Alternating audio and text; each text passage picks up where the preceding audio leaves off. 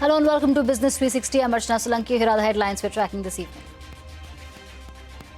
United States and Iran closing in on a memorandum to end the war, according to a report by Axios. This comes after President Trump claimed great progress in sealing a deal and paused the U.S. effort to guide stranded vessels in the Strait of Hormuz. Crude oil prices declined sharply but remain above the $100 mark. UAE faces missile and drone attacks for the second day. Iran denies responsibility. Iran's foreign minister Araghchi arrives in China to hold talks. This comes ahead of President Trump's visit to China later this month. Stocks rise and Rupee strengthens on hopes of a deal between the US and Iran. Nifty gains nearly 300 points. Mid-caps outperform. Rupee gains over 60 paisa against the dollar but remains above the 94 mark. Vijay stakes claim to form government in Tamil Nadu hours after Congress breaks ranks with DMK and extends its support to TVK. The Congress says alliance with TVK is not just for formation of new government, but also for future local body, Lok Sabha and Rajya Sabha elections. The DMK spokesperson terms the Congress move as backstabbing. Election Commission orders immediate arrests amid sporadic incidents of arson, vandalism in Bengal. 4 reportedly killed in post-poll violence. BJP's Legislative Party meeting scheduled for tomorrow evening ahead of the May 9 swearing-in. Police scales down security deployment outside Mamata Banerjee and Lok Sabha MP Abhishek Banerjee's residence in South Kolkata. Freshworks announces 500 layoffs as the software firm restructures workforce. This comes a day after Cognizant's plan to cut up to 15,000 jobs. More than 1 lakh jobs have been lost since the start of this year as tech companies ramp up AI investments. Air India's board will meet tomorrow to tackle mounting losses and discuss the selection of the next CEO. Sources say the remuneration committee will discuss ways to manage the losses projected at 22,000 crore rupees in FY26. ITC Chairman Sanjeev Puri says the agritech platform has broken even in the third year. More than 2 million farmers are connected through this platform. Puri says agri has immense growth potential like the FMCG business. That's an exclusive. Energy solutions major Carrier Global invests $100 million in Andhra Pradesh to build a new factory to manufacture air conditioners. Company's global CEO bets big on the data center boom in India to power growth. That too is an exclusive. All right, to the top story this evening. Oil prices plunge as reports that Iran is closing in on a deal with the US fuels hope of a breakthrough. Here's a look at the latest developments. Axios has reported that the White House believes it's nearing a 14-point memorandum of understanding to end the war. The US reportedly expects Iran to respond on several key points over the next 48 hours. This comes after President Trump claimed great progress in sealing a deal. In a social media post, Trump also said that he has paused the US effort to guide stranded vessels in the Strait of Hormuz. Trump said he took the call at the request of Pakistan and other countries. However, he maintained that the US blockade will remain in place. Iran's Foreign Minister Abbas Araghchi has stressed that Tehran would only accept a fair and comprehensive agreement to end the war. He made the comments during his visit to China, where he met his counterpart Wang Yi. Beijing echoed Araghchi's sentiment, adding that a complete ceasefire must be established in West Asia. This comes ahead of Trump's visit to China later this month. Amidst hopes of a deal, the UAE came under attack for a second straight day. The UAE's defense ministry blamed Iran for the attack while reiterating its right to respond. However, Iran's Islamic Revolutionary Guards Corps has denied responsibility for both attacks on the UAE. The defense ministry warned that any attacks originating from the Gulf would trigger a firm response. Iranian officials have said that social media platform X removed verification badges from official accounts of its ministries.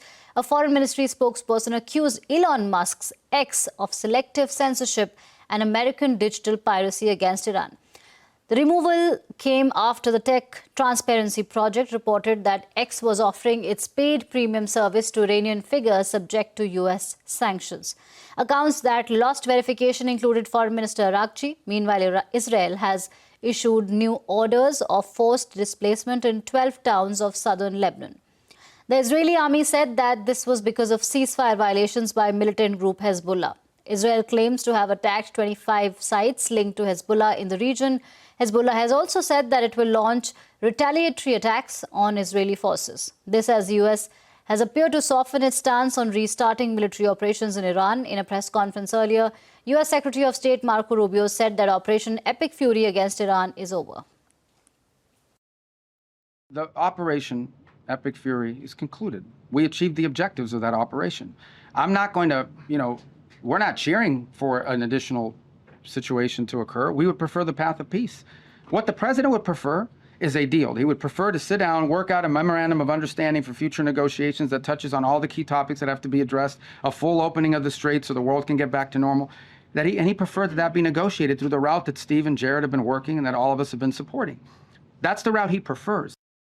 Right now, you have a country who is unlawfully, criminally, and illegally taking possession of an international waterway and blowing up commercial vessels and putting mines in the water.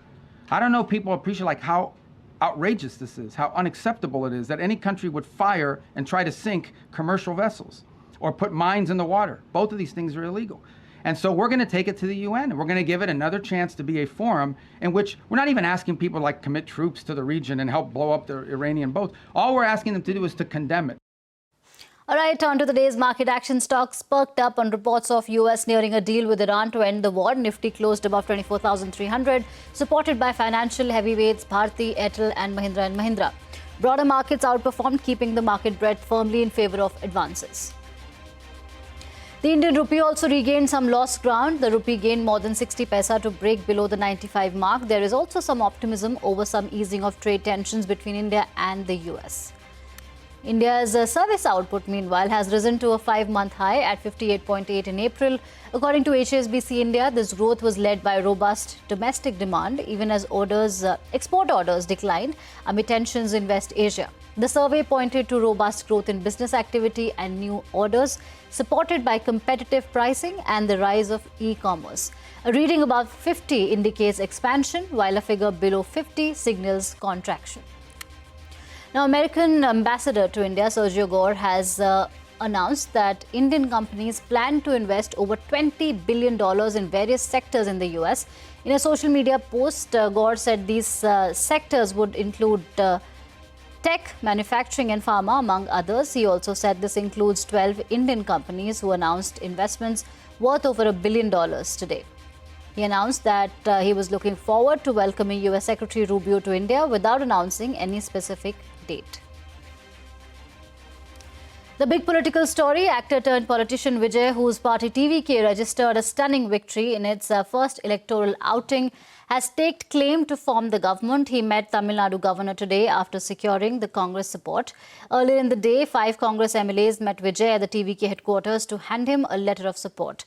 The TVK, which disrupted the long-standing bipolar nature of Tamil Nadu politics, 108 seats and fell 10 short of the majority mark. With this, the Congress has broken ranks with the DMK, its long-time ally. With the Congress now on board, the TVK needs 5 more seats to touch the magic number of 118. However, constitutionally, there is no bar on Vijay to stake claim to form the government. The Congress, in its statement, said that while the alliance is not just for formation of new government, but also for future local body, Lok Sabha and Rajya Sabha elections, it, however, added that the support shall be conditional upon TVK keeping communal forces out of the alliance. A DMK spokesperson termed the Congress move as backstabbing. Unanimously, the Congress party has decided to support a government headed by the TVK because we believe that the people of Tamil Nadu want a change, but they also want a change which is headed by the TVK, but is also a secular formation. I think the people of Tamil Nadu are very, very clear that they want a secular formation. So we are only aiding and assisting the TVK to put together a secular government, secular and stable government in Tamil Nadu. How they will get the other numbers, it's really up to them because as they have reached out to us, I'm sure they are reaching out to other political parties. The DMK is one of the long-standing allies of the Congress. Both parties first came together 55 years ago. But the partnership did face several issues and it was not always smooth. Kiran Khatri has more. Congress's support to the TVK comes at the cost of an old ally, the DMK. The alliance between the two parties dates back to 1971. Indira Gandhi had been expelled from Congress and had formed her own faction. She allied with DMK to counter the Congress old guard led by Kamaraj in Tamil Nadu. The result was a landslide victory for DMK, which won 184 of 234 seats. Meanwhile, Indira Gandhi secured a massive Lok Sabha victory that year with DMK's backing. Through the 1980s and 90s, the relationship was turbulent and may be referred to as a political situationship. The alliance broke when Indira Gandhi imposed emergency and several DMK leaders, including MK Stalin, were arrested and jailed for a few months. Congress aligned with MGR's newly formed AIADMK after the emergency, and again in 1991, AIADMK, in alliance with Congress, swept to power, riding the sympathy wave after Rajiv Gandhi's assassination. From 2004, both parties settled into a more stable arrangement under the UPA umbrella. DMK backed Congress at the centre. They swept all 39 Lok Sabha seats in Tamil Nadu. In 2006, DMK formed a minority government in the state with the Congress's support. But in 2013, DMK walked out of the alliance after Congress refused to condemn the Sri Lankan government's war against LTTE, which had led to the massacre of scores of Tamil people. So in 2014, both parties contested separately, and both lost badly during the Lok Sabha polls. By 2019, they were back and stronger than ever. Stalin publicly backed Rahul Gandhi as the prime ministerial candidate. Rahul Gandhi called Stalin his elder brother and even visited him with sweets.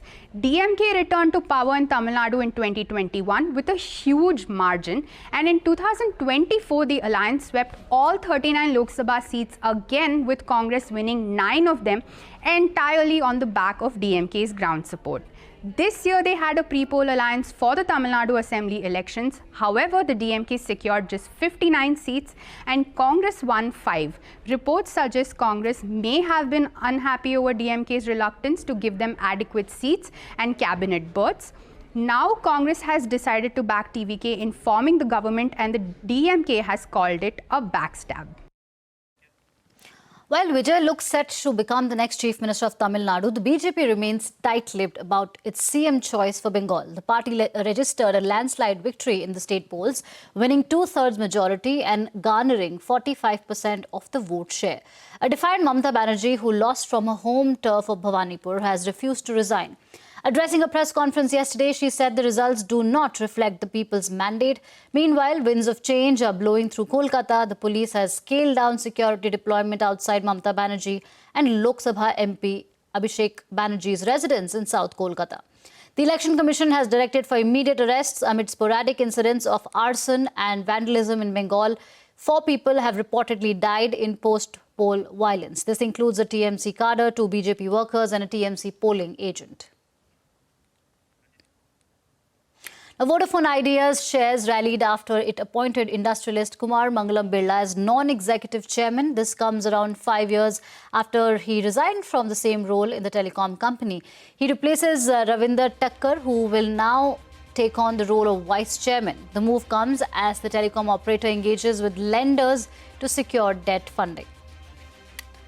Adani Group has filed a caveat before the Supreme Court in anticipation of a Vedanta plea challenging the NCLAT order that upheld Adani's resolution plan for Jaiprakash Associates. Adani's caveat aims to ensure that no interim orders are passed by Supreme Court on the issue without hearing the group's lawyers. Vedanta is likely to seek an interim stay on the implementation of Adani's resolution plan soon. All right, here's a CNBC TV18 exclusive. Insurance regulator IRDAI may tighten insurance distributor commissions under an effort-based model. Sources have said the commissions could be comparatively higher for agency where the effort is higher, while it could be lower for distributors like web aggregators like bancassurance. The insurance regulator may bring consultation paper on the regulations by month end. From one exclusive to another, the National Stock Exchange is gearing up for its much-awaited public listing. Sources have suggested that marquee investors are looking to offload stake via the offer for sale route. Stock Holding Corporation has offered to sell less than half a percent of its holding in the stock exchange. With this, the corporation could raise 2,200 crore rupees from this IPO. Similarly, LIC has also offered to offload over 1% stake in NSE. Other sellers could include New India Assurance, GIC, RE, Chris Capital and Tamisek. Now, shares of Indigo and several banks reacted positively after the government cleared emergency credit worth more than 18,000 crore rupees. The new credit line is aimed at helping companies impacted by the tensions in West Asia. Ritu Singh has the details. Well, the government has cleared the Emergency Credit Line Guarantee Scheme 5.0, which is aimed at cushioning businesses from the disruptions that are linked to the West Asia crisis. The scheme targets 2,55,000 crore rupees in additional credit, which includes 5,000 crores specifically for airlines, and the scheme will be valid until the 31st of March next year. Now, under this, borrowers can get extra credit of up to 20% of their working capital, capped at 100 crores per borrower, while airlines can access up to 100% of their outstanding credit with a 1,500 crore rupee per borrower cap. Now, this is essentially a risk transfer mechanism. So loans come with 100% guarantee cover for MSMEs and 90% for non-MSME borrowers and airlines with zero guarantee fees. Repayment can be spread over 5 years with a 1-year moratorium, and for airlines in particular, it can be 7 years with a 2-year moratorium. What that effectively does is de-risk lending for banks and NBFCs, allowing them to step up credit without really worrying about incremental NPAs. Now, at the same time, eligibility is going to be restricted to standard accounts, which means this is not a bailout for stressed borrowers. Now, Air India and Indigo are likely to be the biggest takers under the scheme, where banks like Indian Bank, Bank of Baroda, SBI and Yes Bank have higher exposure. But overall, for banks and NBFCs, the impact is clearly positive in the near term. You get modest loan growth tailwind and, more importantly, a meaningful buffer on asset quality, especially when it comes to the MSME segment. However, margins on these loans tend to be lower because there's no credit risk premium being priced in. Now, if you look at the history, disbursements under earlier ECLGS rounds were dominated by large banks, especially PSUs, thanks to the lower cost of funds and deeper MSME reach, and that trend is likely to continue. Those with higher MSME exposure in particular, like Yes Bank, Axis Bank, IndusInd Bank and others, can also see relatively stronger traction. This is going to be a significant mitigant, because for the SMEs, it is saying 20% of the peak outstanding, which was there in the last quarter of financial year 26. So I would say that it is actually an improvement over what was earlier ECLGS, because their reckoning was that outstanding should be there on the last day. And I think in overall about 18,000 crore is something which is the outlay which is given to NCGT, GTC for enforcing this scheme. So it's more of a comfort which comes in for the lender. Absolutely a requirement. I look at it as a subsidy more than a credit guarantee. I think maybe we should think about the scheme. So the scheme has to be there and the amount has to be there. Think about the scheme as some kind of a convertible which is dynamically managed by a group of people. So what I mean by that is that one, we need to provide convertible rather than debt, because debt has to be serviced. Debt has an implication on the debt equity ratio, and enterprises' ability to actually pay money is going to be limited. All right, time for a short break. Coming up next, over 1 lakh jobs have been lost since the start of this year as tech companies ramp up AI investments. More details on that when we return.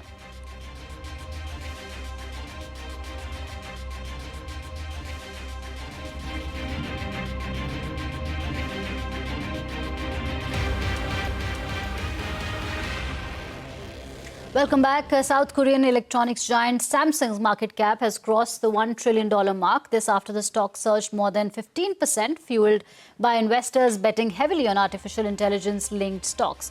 With this milestone, Samsung has become the second Asian company to cross the $1 trillion mark after TSMC. The Trump administration is considering an executive order mandating that frontier AI models be vetted by the government before they are released to the public. The New York Times has reported that the order would establish a working group of tech executives and government officials to examine potential review procedures. White House officials have briefed leaders from Anthropic, Google and OpenAI on the plans. OpenAI President Greg Brockman has testified Elon Musk was aware of plans to shift OpenAI to be more of a traditional for-profit business. He also described a heated 2017 meeting with Musk over the billionaire's early attempt to control the AI company. Brockman said that when he rejected a proposal for Musk to have more say in the company, Musk's mood abruptly changed. Tech giants continue to ride the layoff wave. Freshworks and Cognizant plan to axe a sizable portion of their workforce, and this decision has been driven by AI. Rachna Dhanrajani brings us more. Rachna, massive cuts across the tech industry. Please take us through what you're picking up. That's right. Two of the biggest names in Indian tech are restructuring, and artificial intelligence is the common thread. Cognizant has launched Project Leap, a sweeping overhaul that will cost the company between $230 million and $320 million. Severance payments alone could reach $270 million. Around 4,000 jobs are immediately at risk, though estimates run as high as 15,000, with the bulk of the impact falling on India. In the same breath, Cognizant says it will hire over 20,000 freshers this year. That tells you exactly what kind of workforce it's trying to rebuild toward. Then there's Freshworks that tells a sharper version of the same story. Revenue grew 16% in Q1 to $228.6 million. Strong numbers, and yet the company cut 500 jobs, 11% of its global headcount, with restructuring charges between $7 million and $9 million. And the reason? AI now writes more than 50% of all Freshworks code. These are not isolated decisions. They're a part of a much larger shift playing out across global tech. Over 100,000 jobs, that's about 1 lakh jobs, have been lost in the sector in 2026 alone, and we're just 5 months into it. This comes to about 958 layoffs every single day. Meta cut 10% of its workforce. Microsoft launched its first voluntary buyouts in 51 years. And then there was Oracle that eliminated up to 30,000 positions in a single email on a morning. And Block's Jack Dorsey put it plainly, saying this is not driven by any financial difficulty, as one would assume, but it is driven by artificial intelligence. Now, all of this means there isn't a contraction, but a conversion. And the pace of it is now picking up, and we can see the impact.